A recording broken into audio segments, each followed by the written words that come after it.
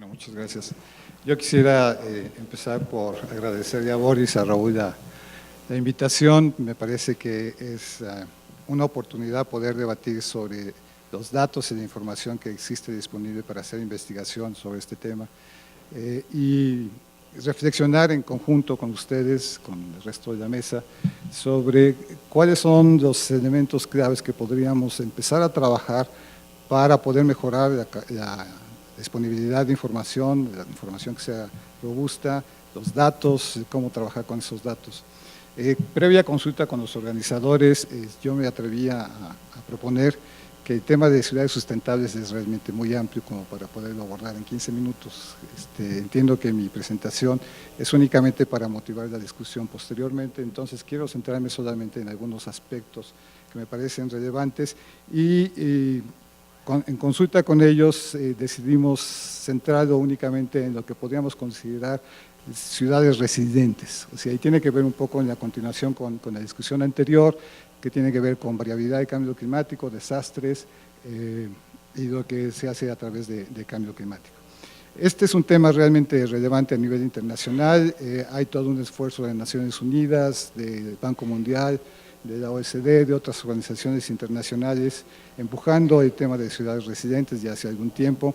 En el marco de las discusiones de los nuevos indicadores de desarrollo sustentable, que después de 2015, también aparece el tema también, por ejemplo, en la continuación de lo que es el marco de Hyogo para la prevención y control de la gestión integral de los desastres. Entonces, realmente es un momento interesante como para poder reflexionar sobre eso. Y lo que a mí me parece interesante hacer el día de hoy, podemos pasar a la primera lámina. Bueno, entonces lo que yo sugiero hacer es básicamente tomar algunos minutos para hablar sobre la importancia del tema de ciudades residentes y sobre todo en el marco de los desastres asociados a eventos hidrometeorológicos y climáticos, y dentro de esto incluir la parte de cambio climático y utilizar algunos proyectos de investigación que varios colegas hemos estado realizando o estamos en proceso de realizar sobre temas afines a esto, que nos permiten en realidad tener un contexto concreto para poder hablar de qué datos e información hay disponible y cuáles son útiles, y qué datos o qué vacíos tenemos, por ejemplo, en datos e información que nos ayudarían a poder tener mejor capacidad de análisis de estos problemas complejos. Bien, entonces empecemos por el tema y muy enfocado a lo que es la discusión de los desastres asociados en México. Para México es un tema fundamental, como ustedes conocen, la reciente imagen de, por ejemplo, de los huracanes el año pasado en La Paz, o del año anterior, por ejemplo, Ingrid y Manuel en varias partes de México, una parte extensa del territorio fue afectado por estos desastres, y este es un tema que a nivel internacional también va a ir creciendo, pero México, bueno, es un tema que requiere una gran atención e inversión. Nos enfocamos en la cuestión de los desastres hidrometeorológicos y climáticos por ser particularmente relevante en el caso de México. En el recuadro inferior ustedes ven la distribución de los desastres en México, y bueno, de entre ellos, la mayor parte de ellos están asociados a eventos hidrometeorológicos y climáticos. Si bien en términos de impacto los sismos son importantes porque su impacto puede ser masivo, el caso del sismo del 85 es muy notorio, a partir de las últimas décadas la cuestión de los desastres hidrometeorológicos y climáticos ha reapuntado en México. Bien, en términos de información disponible, ¿qué podemos empezar a hablar? Y aquí hay información disponible útil, importante, entre ellos, por ejemplo, las declaratorias de emergencias y de desastres de Senapred, que es un elemento que nos ayuda a identificar qué partes del territorio realmente son las afectadas por este tipo de problemas. Este es parte de la información que recabamos de esas fuentes. ¿Cuáles son las limitantes de este tipo de información? Y aquí esto es un tema importante. Las limitantes de Senapred, uno es que es información reciente, en realidad los datos de Senapred aparecen a partir del año 2000. Segundo, que únicamente recogen todas aquellas declaratorias de desastre que se clasifican como emergencias o desastres. Es decir, no necesariamente recogen los daños que ocurren en una comunidad, sino todo aquel que sigue todo un proceso que es complejo para que llegue a ser una declaratoria de emergencia o desastres. Entonces, no refleja el cúmulo de información disponible. Segundo, nos limita en términos de poder tener series de tiempo que nos ayude a entender si las regiones o los municipios, en este caso son municipios, en donde suceden estos desastres, en realidad es un problema agudo, es un problema sistémico o es realmente debido a un evento puntual con una curva de retorno de más de 100 años, por ejemplo, y que en realidad fue un evento particular. Ese tipo de análisis es fundamental para poder actuar sobre este tipo de problemas. Ya hay avances importantes, hablando de la importancia de este tema, hay avances significativos en el caso de México. Entre ellos, la creación del Sistema Nacional de Protección Civil a partir del sismo del 85, en sus 3 niveles de gobierno. Y aquí habría que decir que si bien el nivel federal se ha desarrollado de una manera significativa, no existe el mismo desarrollo a nivel estatal, a pesar de que existe en todos los estados una Secretaría de Protección Civil. No todas tienen el mismo nivel de operación y de acción y de información. Y tercera, el nivel municipal, que es realmente el eslabón débil de la cadena de protección civil en México. No todos los municipios tienen una oficina de protección civil, incluso muchos de ellos que tienen una oficina de protección civil es únicamente una persona de enlace con el nivel estatal en muchos casos, y aún las que tienen una oficina de protección civil tienen una capacidad limitada autónoma. Muchas de ellas no cuentan con información, si bien ha habido avances importantes, y Cecilia Conde lo mencionaba en la mañana, en términos de los actas de peligros y riesgos que se han estado generando.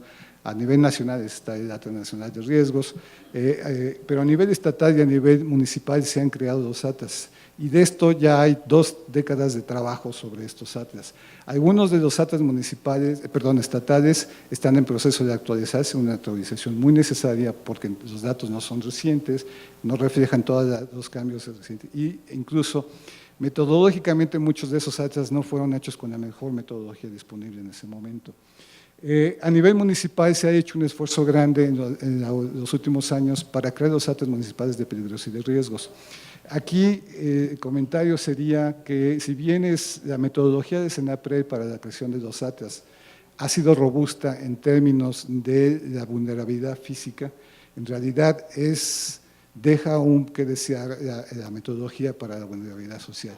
Y esto es importante porque son inversiones significativas por parte de los 3 órdenes de gobierno en crear estos atlas para poder orientar las políticas públicas a nivel local. Toma más relevancia la importancia de esa información a través de los cambios en la normatividad de los últimos años.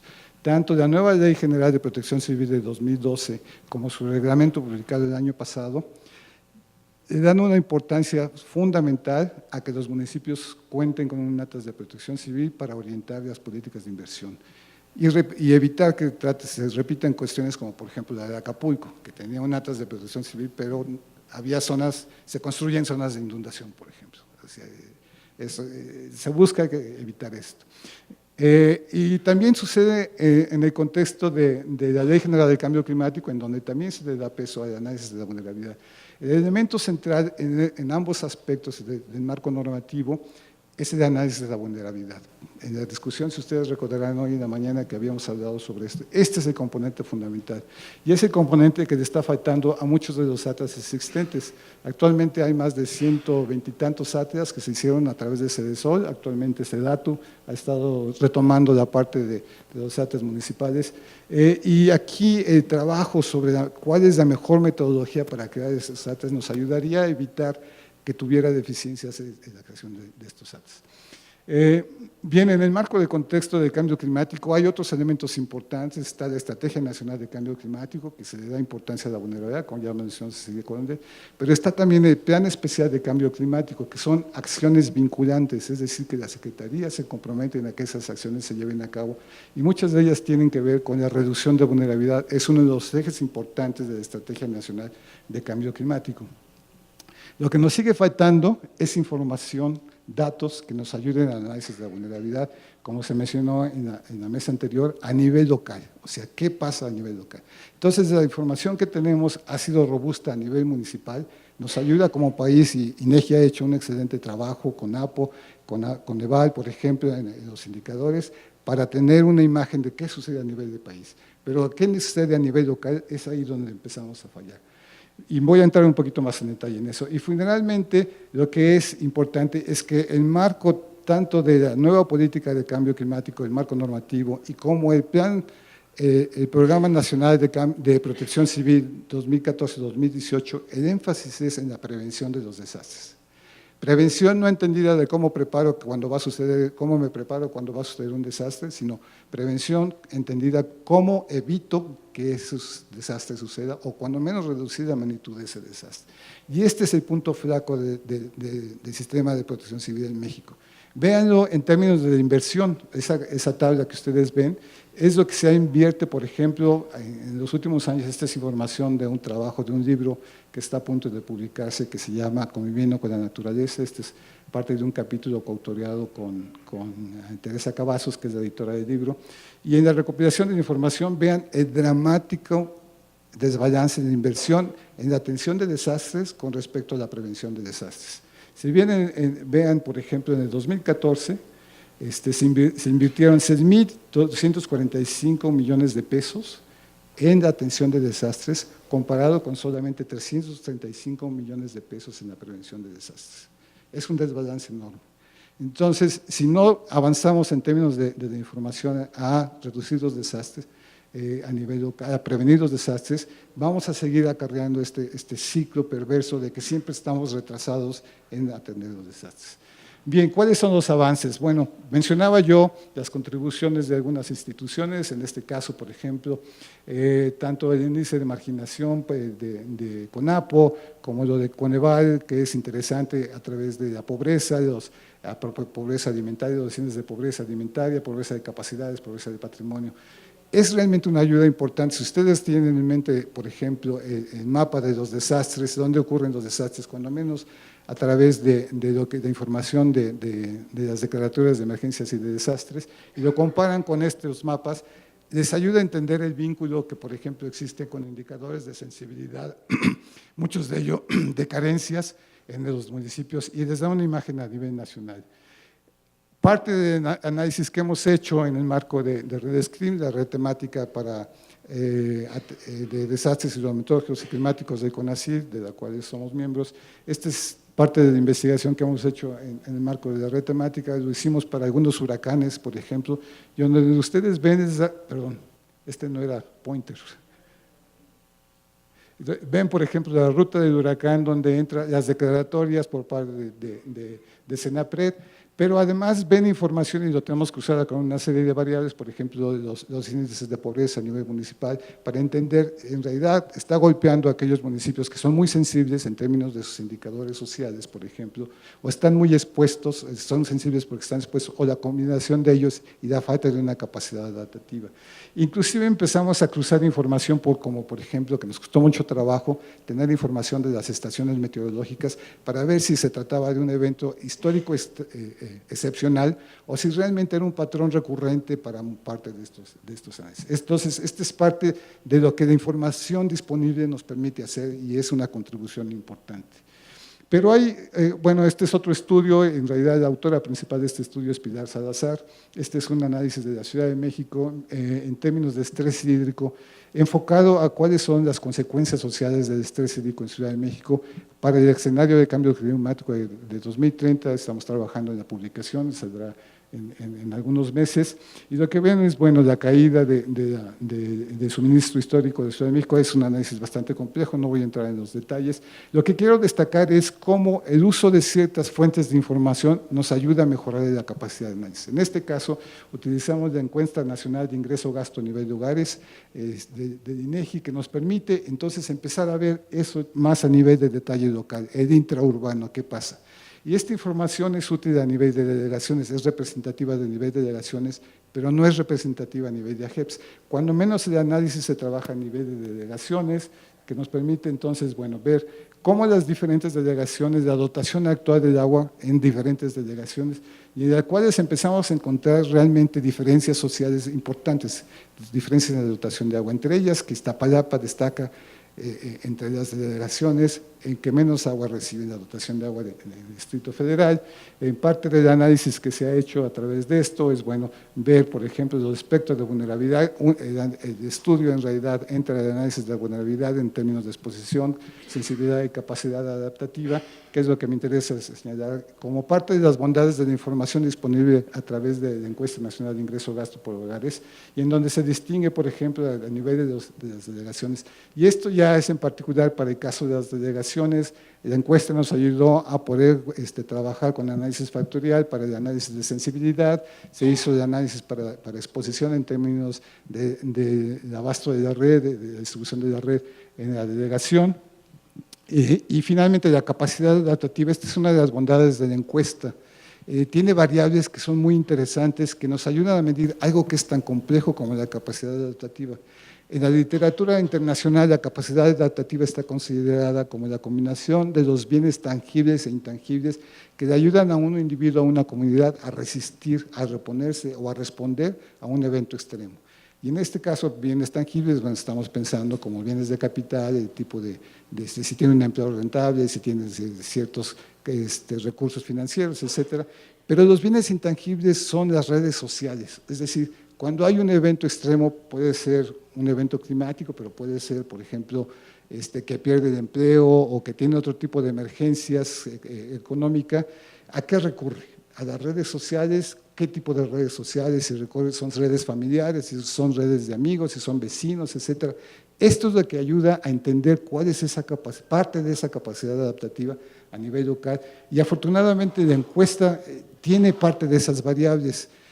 El único inconveniente que tenemos con la encuesta es que no es representativa a nivel de AGEPS. Entonces, cuando queremos ir más fino en el análisis, nos encontramos con parte de esas limitantes. Este es otro proyecto que estamos realizando con fondos del Instituto Nacional de Ecología y Cambio Climático para la ciudad de Tijuana, en donde entramos un poco más en detalle. Y aquí la unidad de análisis que estamos trabajando es las AGEPS.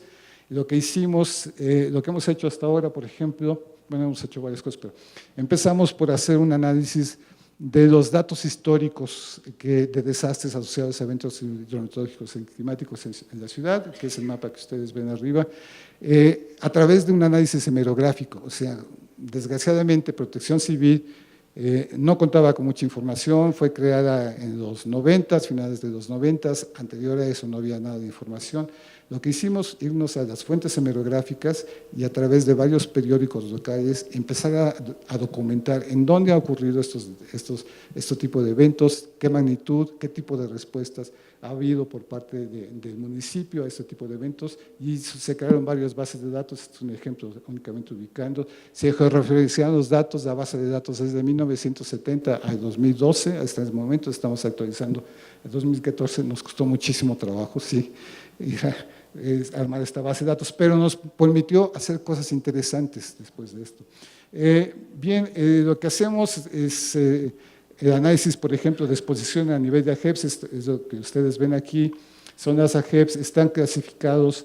Bueno, en este caso, lo que hicimos es ser específicos, o sea, no hacemos un índice de vulnerabilidad general, sino hacemos un índice de vulnerabilidad para eventos específicos. Entonces, hay un índice de vulnerabilidad para inundaciones, hay otro para erosión, deslaves y deslizamientos, hay otro para estrés hídrico, otro para incendios y otro para ondas de calor en el municipio. Cada uno tiene su análisis de sensibilidad, vulnerabilidad y capacidad adaptativa. Lo que hemos avanzado es trabajar con exposición, en este caso son todos los escurrimientos que hay en el área municipal, y están por las AGEPS, son las AGEPS urbanas, y a través del análisis de Strahler, del modelo de Strahler, analizamos el tipo de escurrimiento para tener una imagen de la capacidad del agua que fluye a través de cada uno de esos, y en dónde están ubicados en términos de la extensión que ubica dentro de una AGEP, por ejemplo. No es lo mismo tener una AGEP que tiene un escurrimiento 2, pero que solamente ocupa una extensión de 10% de la AGEP, a tener un escurrimiento 1, pero que ocupa el 95% de la AGEP. Entonces está ponderado esto en el análisis que hacemos, y lo que nos ayudó, por ejemplo, el análisis de los datos históricos es que nos ayuda a calibrar la información que obtenemos tanto en el índice de exposición como en el índice de sensibilidad. Y como ustedes ven, Los 5 estratos que identificamos, el más bajo es el azul, hasta el más alto es lo que parece rojo, bueno, es rojo originalmente, pero aquí aparece como medio rosado, que indica el estrato más alto. Ven cómo muchos de los datos históricos caen exactamente en los escurrimientos, están asociados a inundaciones y están zonas identificadas como de alta exposición.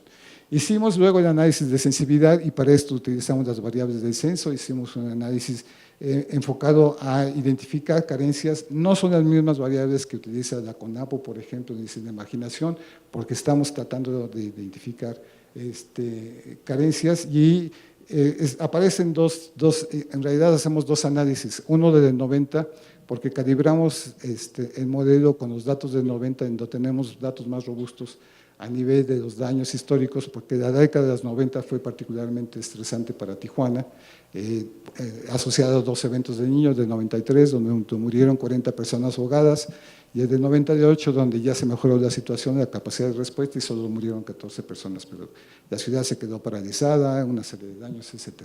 Entonces lo calibramos con los datos del 90, con las AGEPs del 90, con la información del 90, que nos permitió luego pasar al trabajo a nivel de 2010. Este es ya en el mapa, este es el mapa de sensibilidad, y lo que ustedes ven es que varían. Puede ser que hay zonas de la ciudad en donde no son sensibles, ya voy a acabar, donde no son sensibles o tienen baja sensibilidad al peligro de inundaciones, pero están muy expuestos porque están en la parte baja de la cuenca. Tijuana en realidad creció en el peor lugar posible, es en medio de una cuenca que luego tiene pendientes muy elevadas, y finalmente este es ya compuesto de exposición y de sensibilidad, en donde ya se calibra el índice de vulnerabilidad. El siguiente paso que hacemos de esto es que no podemos tener todos los indicadores de capacidad adaptativa. Parte de la capacidad adaptativa es la construcción de infraestructura. Y cuando sobreponemos, por ejemplo, el mapa, no lo incluyo aquí, pero cuando sobreponemos, por ejemplo, el mapa de drenaje pluvial municipal, vemos que hay colectores de drenaje pluvial municipal que no conectan a nada, pero están construidos para responder a este tipo de eventos. No están conectados a los colectores secundarios ni a los colectores primarios, sino simplemente es un canal que resuelve el problema de inundación inmediato donde el municipio ha percibido que es un problema recurrente en esa parte. Entonces, sí hay una capacidad adaptativa por parte del municipio, sí hay acciones que estamos identificando a través del análisis. En términos de carencias de información, nos ha costado muchísimo trabajo el análisis de la inversión pública en el municipio en la creación de infraestructura, muchísimo trabajo, porque parte de esa información, parte de esa inversión viene por el ramo 33, por ejemplo, del sector público, y esa información, cuando la pedimos, por ejemplo, a Banobras, que nos dé información detallada, pidiendo que nos especifique en qué calle se realizó la inversión o a qué comunidad, a qué colonia está beneficiando, lo que nos mandan de información es a nivel de Estado, ni siquiera a nivel de municipio, entonces la información es muy difícil de obtener. Lo que hemos hecho es irnos plan de desarrollo por plan de desarrollo en las últimas administraciones, tanto a nivel municipal, estatal y algunos sectoriales federales, identificando todas aquellas acciones, no solo de infraestructura, sino de inversión social, para poder empezar a caracterizar la capacidad adaptativa, porque todo eso fortalece la capacidad adaptativa. La segunda cosa que estamos haciendo es levantar una encuesta en 1000 hogares para poder entender la capacidad adaptativa. O sea, para darles un margen de magnitud, la encuesta nacional de ingreso-gasto en Tijuana se basa en 100 hogares. La encuesta de Coneval para los índices de pobreza se basa en 230, 250 hogares, me parece. Nosotros estamos trabajando 1000 hogares para que sea representativa, no del municipio, sino de los 5 estratos que clasificamos la exposición y la sensibilidad. Y en esa encuesta estamos preguntando cuáles son las redes sociales que existen, cómo trabaja, estamos preguntando si ha sido afectado por eventos hidrometeorológicos climáticos, qué tipo de eventos, con qué frecuencia, con qué tipo de daños, quién los ha atendido, si fue de Protección Civil, si fue otros órganos del municipio. Estamos aprendiendo también sobre su percepción de riesgo, si ellos perciben que viven en una zona de peligro, si esto no es peligro. Entonces, esa encuesta es representativa de los 5 estratos con los 1000 hogares que estamos encuestando. Bien, Esto es básicamente utilizando parte de la investigación que hemos hecho, que estamos haciendo, lo que nos ayuda a reflexionar un poco sobre la importancia de los datos. Y si bien hemos avanzado de manera significativa, que hay más datos e información que es muy útil al tipo de análisis que queremos lograr y que responde a las necesidades de México en el siglo XXI, pensando no solamente en conocer mejor nuestro país, sino en poder tener herramientas de trabajo a nivel intraurbano que nos permitan llevar a cabo el análisis que necesitamos. Desgraciadamente, el nivel local sigue siendo el eslabón débil de muchas de estas cadenas de información. Lo que podemos decir en términos de a dónde nos lleva esto es reflexionar en conjunto con CONAPO, con Coneval, con INEGI, cómo diseñamos nuevas estrategias para la obtención de datos que sean realmente útiles a responder a muchos de los problemas que forman parte de la resiliencia o de la sustentabilidad de los niveles urbanos, desde cuestiones muy puntuales como excluir una o dos preguntas en el censo de 2020, por ejemplo, hasta pensar en la creación de nuevos instrumentos o tratar de hacer que, por ejemplo, la encuesta nacional de ingreso-gasto sea más representativa, quizás en algunos otros elementos. Es decir, hay una gama de acciones posibles que justamente me parece que es la intención de este taller, de que nos sentemos a reflexionar cómo podemos superar ese hueco, ese vacío de información que nos impide poder ser más eficientes en el trabajo de la investigación. Muchas gracias.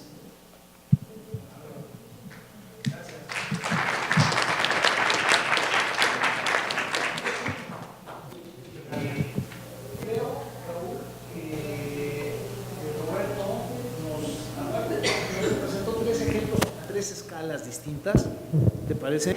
Y nos dijo a qué nos enfrentamos, con qué recursos e información y en qué condiciones. Son tres elementos, tres factores, tres dimensiones importantes. Y ya señalaste, Roberto, el punto clave, porque muchas de las cuestiones que se trabajaron y se dijeron en la sesión inaugural es la información local. Y bueno, local al grado, digamos, de puntualizar, a pesar de que tienes un sistema digamos, hidrográfico o algo así, es puntual, porque incluso el AGEB es un área y lo que sucede en algún momento es un punto, es un crucero, es media cuadra, es deslave, cosas de ese tipo, ¿no? Te agradezco mucho, te agradecemos mucho tu intervención y responde perfectamente, te agradecemos por eso también, responde a lo que más o menos, ¿qué dijiste? Que pues ahí más o menos hablamos, ¿no? Entonces eso te agradece muchísimo. No sé, Raúl. Sí, no, pues finalmente yo creo que vamos a tener varios puntos que tratar cuando abramos la sesión a los demás. Bueno, ya que Carlos Garocho ya tiene posición y posesión del micrófono, yo nada más quisiera, más allá de que Boris y yo estemos contentos de ver muchas caras conocidas, yo creo que es muy enriquecedor para este taller ver a mucha gente de dependencias de gobierno. Aquí veo caras de Semarnat, del INEC, de propio CONAPO, que estuvieron antes, que estuvieron después, de SEDATO incluida. Entonces, inclusive hasta decir que tenemos hasta visitantes de COESPOS, organismos equivalentes de San Luis Potosí, de Chiapas, que pues también nos va a gustar mucho escuchar más adelante, pues qué opinan, ¿no? Porque finalmente muchas veces también vemos desde la capital con otros ojos, cuando en el terreno, pues se dan cosas distintas. Entonces, sí, no, pues obviamente como Boris ya explicó hace un momento, pues la idea es que en esta hoja que se repartió, y si a alguno no le tocó, que nos indique para pedir que se reproduzcan más, pongan sus comentarios, y finalmente esto no se acaba hoy, sino que vamos a tener continuidad, me refiero en este momento, sino también en la tarde, y pues tratar de recuperar los mayores puntos de vista. Lamentablemente no tenemos, digamos, todo el día de hoy y el día de mañana solo para esta mesa, y que estamos dando por implícitos muchas cosas que desafortunadamente el taller y el evento no va a dar suficiente tiempo, pero bueno, hasta el propio hecho de la definición sostenibilidad versus sustentabilidad, ¿no? Y cuál es la más correcta de usar cuando obviamente no va a ser el punto tratado con profundidad. Pero bueno, profesor, si no tuvieras algún otro comentario. Yo no me preocupa eso de sustentabilidad y sostenibilidad, pero me preocupa la definición de ciudad. Esa sí me preocupa. Bueno, yo, mira, ahorita decía Carlos Garrocho, comentaba que qué bueno que tenemos muy nutrida la concurrencia y que quizá sería bueno haber pensado en otro sector que generalmente lo omitimos o descuidamos y necesita mucho, no nada más la información y los datos, sino conceptualmente entender de qué estamos hablando, y es el sector privado, Roberto. O sea, la iniciativa privada, las empresas y cosas por el estilo, que son actores muy impactantes en muchas cosas y generalmente no están, no sé si no atienden las invitaciones a veces, pero es muy importante. Ojalá que aquí haya colegas y participantes de ese sector. Y sin más, le pedimos a Carlos que en un minuto diga de dónde viene, por favor, de Santa Cruz de los Patos. Viene de Santa Cruz de los Patos y que diga un poquito más de su currículum, de su formación, ¿sí?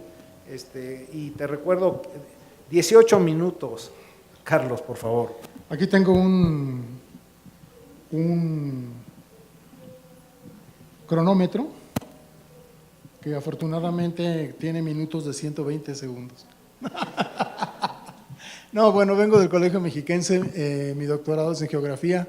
Estoy muy contento aquí porque esta es mi alma, una de mi alma mater, ¿verdad? Y pues vamos a entrar al tema, ¿no? Vamos a entrar al tema raro de la población flotante y las cargas ambientales sobre el territorio, y para llevar una cuenta de mi tiempo, ahí le doy. Muy importante la relación de la distribución de la población en tiempo y en espacio. Y es que uno de los problemas más complicados que enfrentan los gobiernos, que enfrentan los empresarios, que enfrentan el sector privado, es poder determinar cuál es la distribución de la población en el espacio y en el tiempo. Hay 4 componentes básicos del cambio demográfico.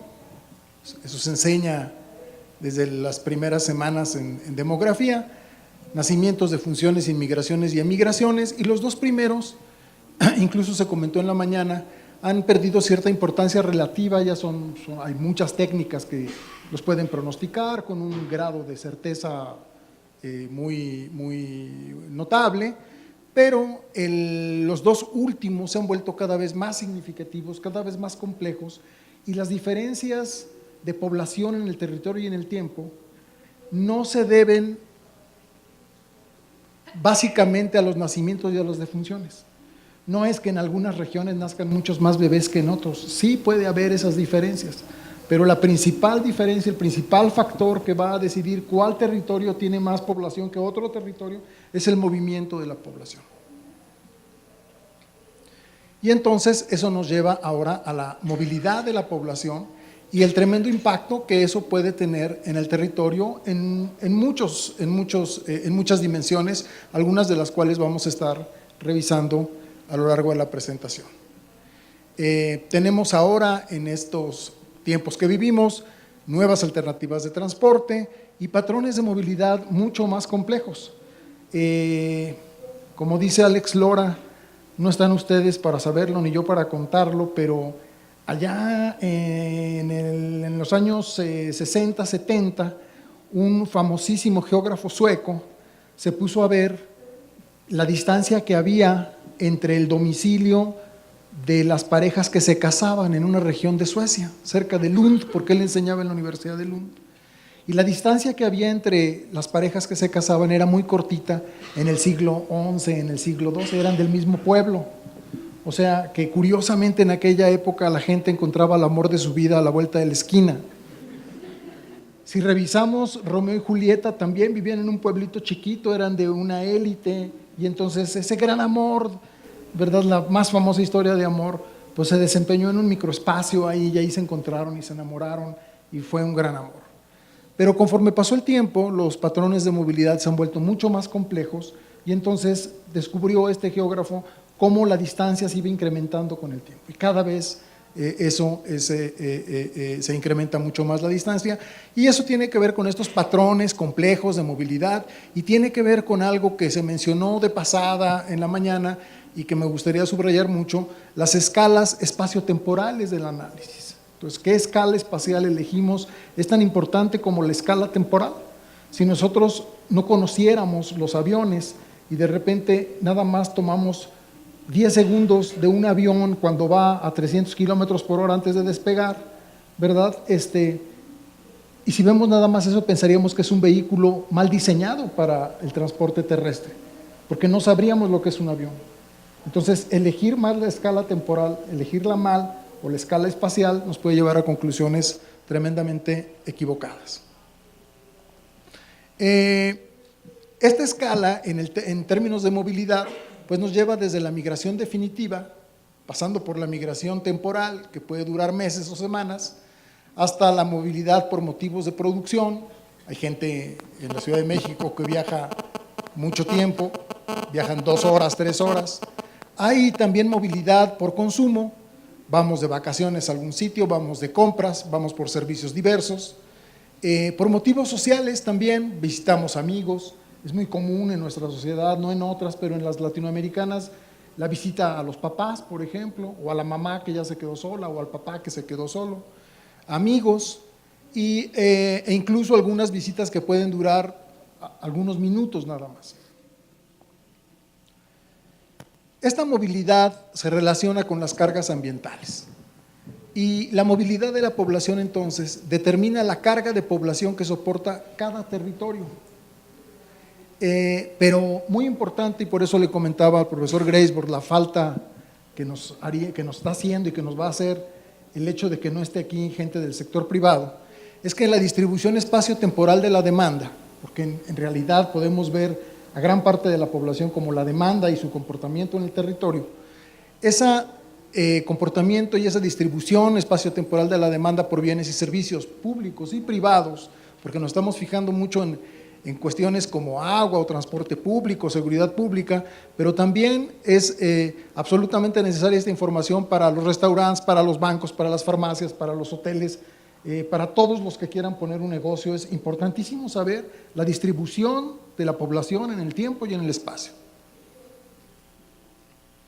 Así que en la toma de decisiones de los agentes económicos y de los gobiernos, el dato de dónde está la población, cuántos son y dónde están, ya no digamos cómo son, cuando menos cuántos y dónde están, es un insumo fundamental para tomar sus decisiones. Si fallas de información en este tema, como las que tenemos, entonces incrementan la incertidumbre, limitan el poder de la planeación, tanto de largo plazo como de corto plazo, no nada más del sector público, repito, sino del sector privado, que quizá es tanto o más preocupante, lo que al final produce ineficiencia en el gobierno y quizá más importante, ineficiencia social y económica generalizada, porque no sabemos dónde están los clientes o no sabemos dónde está la población a la cual se va a beneficiar y en qué momento. El mercado afortunadamente reacciona rápido. El taquero que no encuentra una buena localización quiebra, el negocio que no encuentra una buena localización quiebra, el que leyó mal los flujos de la demanda, o sea, de la población en el territorio, pues va a salir del mercado, pero los gobiernos no reaccionan rápido, no tienen esas señales que manda el mercado tan rápido. Y ahí surge esta cosa misteriosa a la que le llamamos población flotante. Y esa movilidad de la población es mutante, es muy dinámica, se relaciona con un montón de factores, sigue pautas complejas, diversas, y varía según la escala espacial, temporal y poblacional. Digamos, a mí me interesa mucho el tema, quizá porque, como comentaba ayer con Tito Alegría, cada vez me acerco más a ese grupo de población, pero el tema de la población de la tercera edad me interesa mucho, y el espacio de la población de la tercera edad, el espacio cotidiano es un espacio restringido, el espacio de los jóvenes puede ser un espacio mucho más amplio, Y en un estudio que hicimos en San Luis Potosí, el espacio por ingreso de los jóvenes estudiantes del TEC de Monterrey era un espacio tan reducido que nada más era de su casa al TEC, que estaba ahí a 3 cuadras o casi en su mismo barrio, al club deportivo y a su casa. O sea, era un espacio que lo podíamos fácilmente delimitar en unas cuantas hectáreas. La población flotante es casi invisible para las estadísticas, no aparece en los censos, por ejemplo. Es un fenómeno que es prácticamente incomprensible para los planificadores. Incluso muchos, como el problema es incomprensible y porque les genera muchas dificultades, hay planificadores y en muchas partes del mundo se piensa que hay que reducir las migraciones. Y para muchos grupos de población, migrar es una alternativa en el extremo, una alternativa de sobrevivencia. Para muchas mujeres, migrar es poderse salir de esas localidades donde están oprimidas por usos y costumbres bárbaros, aunque sean tradicionales. Entonces, migrar es una de las grandes estrategias de sobrevivencia. La movilidad de la población es una de las grandes estrategias para acceder a las oportunidades que ofrece la ciudad. La trampa espacial de la pobreza muchas veces, que consiste en que donde la gente puede trabajar no puede vivir y donde puede vivir no puede trabajar, hace que la gente muchas veces sea mucho más pobre.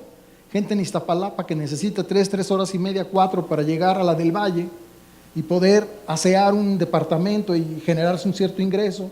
Alguna mujer sola con 2 o 3 niños, es insostenible viajar 6 horas diarias, trabajar 5 o 6 en un trabajo físico, salir muy temprano de su casa todos los días. Entonces, esa trampa espacial de la pobreza es muy importante y se vincula mucho con la accesibilidad de las oportunidades que ofrece la ciudad, con la lejanía a los riesgos que también implica la ciudad y bueno, pues con la movilidad de la planeación.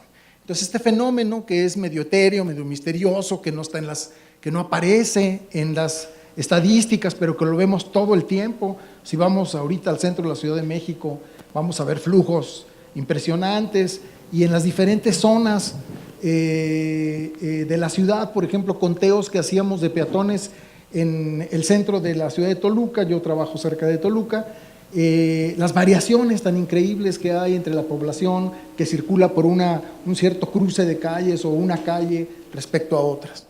De ahí lo complicado que es definir incluso a una escala tan micro la localización de un negocio, ya no digamos a una escala de una ciudad como esta, ¿no? Ahora, ¿qué es la población flotante? Bueno, hay algunas definiciones de población flotante. Esta población flotante, como bien hizo mi colega en la mañana, la tomé de una publicación de este individuo, se los recomiendo mucho. Y sale de un trabajo que financió CONAPO y donde tuvimos el apoyo del Fondo de Población de Naciones Unidas. Entonces, la población flotante es la población que utiliza un territorio pero cuyo lugar de residencia habitual es otro. Y entonces la población flotante sumada a la población residente efectiva, la que ahí está, permitirá determinar la carga de población que realmente soporta cada territorio. Entonces, ¿cuánta agua necesitamos? Por ejemplo, un ejemplo muy clarito, el Hospital del DIF de Toluca.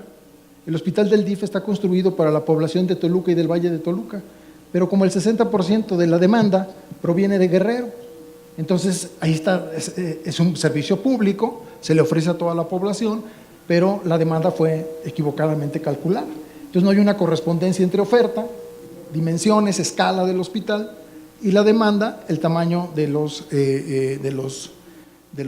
usuarios reales y potenciales. Entonces, si alguien se interesa en el tema de la población flotante, está en ese librito. Ese librito no es un anuncio, pero llame ya. Pero tiene acceso gratuito en la página de CONAPO. Ahí está, ahí se puede bajar y todo. No existe en el mundo una solución completa al enigma de darle seguimiento y cuantificar la población flotante. No hay un solo método. Quien lo venda es un remedio milagro que no existe en realidad. Pero sí hay esfuerzos muy importantes por entenderla, modularla y anticiparse a sus efectos. Y estos esfuerzos son muy numerosos en la escena internacional y justamente en ese libro se revisan los casos más exitosos. México está muy lejos de los países líderes en este campo, esa es la mala noticia. Tenemos diversos problemas. puede ser complejo, puede ser costoso, tenemos problemas de orden estadístico, que no tenemos datos, de orden conceptual en la definición de conceptos, tenemos problemas que a veces no entendemos la importancia de las escalas temporales, de las escalas espaciales. Hay una parte de los problemas, me voy a ir un poquito más rápido, ya el profesor Graceborg me sacó la tarjeta amarilla, 5 minutos, pero tenemos un problema para definir residencia habitual. Ahora hay mucha gente que puede tener 2 residencias, o hay gente que trabaja en un lugar pero vive en otro y declara como su residencia habitual donde está el fin de semana, cuando toda la semana está trabajando en otro lugar. ¿Cuál es el trabajo principal? Cada vez tenemos, y los académicos no somos la excepción, hay que tener varios trabajos, hay que tener un trabajo a lo mejor principal, pero a veces tenemos trabajos complementarios. Entonces, si nada más tenemos el dato sobre uno de ellos, pues entonces estamos en problemas. Los movimientos temporales, que algunos han analizado detalladamente, en el eje más cualitativo que cuantitativo, como se mencionaba en la mañana, y luego problemas de movilidad, cuándo se levanta la información. Y un tema que me interesa mucho es la división discreta y arbitraria del espacio.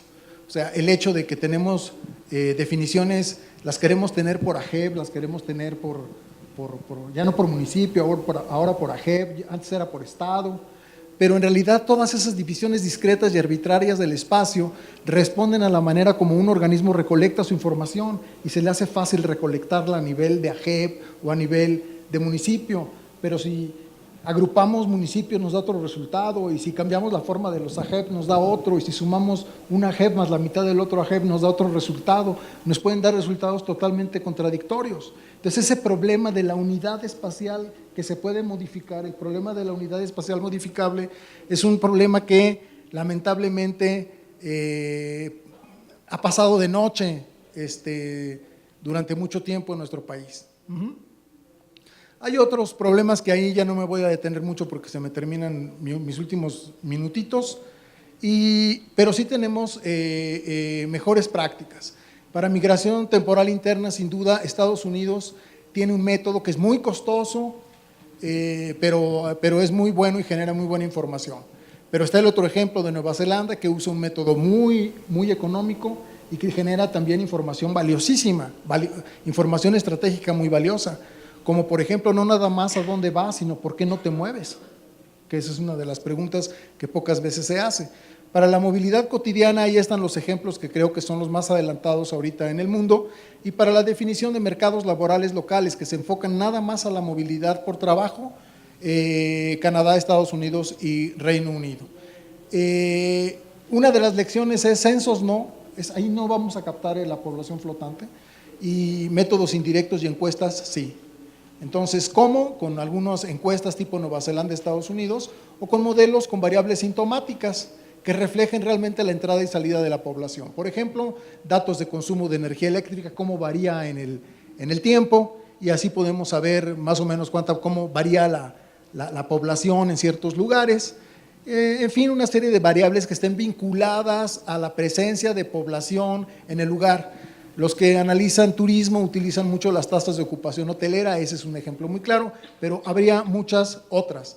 Tendrían que ser variables asociadas estadísticamente al cambio espacio-temporal de la población, prácticos, económicos, oportunos, y sobre todo quizá combinar métodos indirectos, combinarlos con encuestas puede ser una de las estrategias más prometedoras. Entonces, México no tiene luces geodemográficas de largo alcance en este tema, y eso nos impide saber lo que está en letras moradas, dónde están y cuántos son, diríamos, pequeñísimo detalle que nos está faltando y le está faltando al sector privado. Esto ya me lo salto, porque son las debilidades de los censos.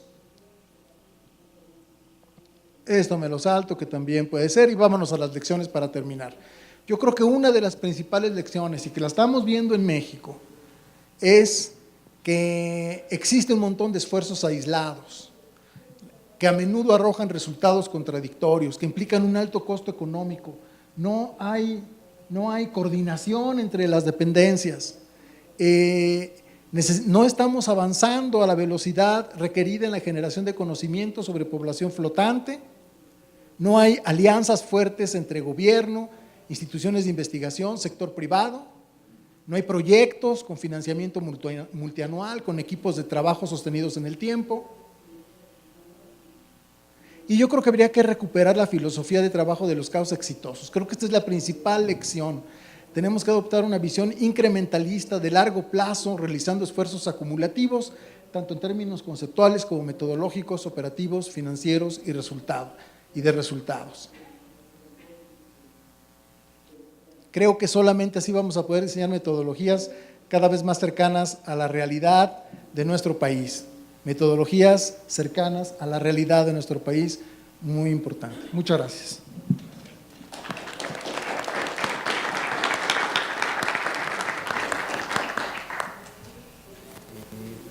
Carlos, fíjate, dijiste población flotante más población residente igual a la carga en el área, pero habría que restarle la población flotante del área que se va a otro lado, ¿verdad?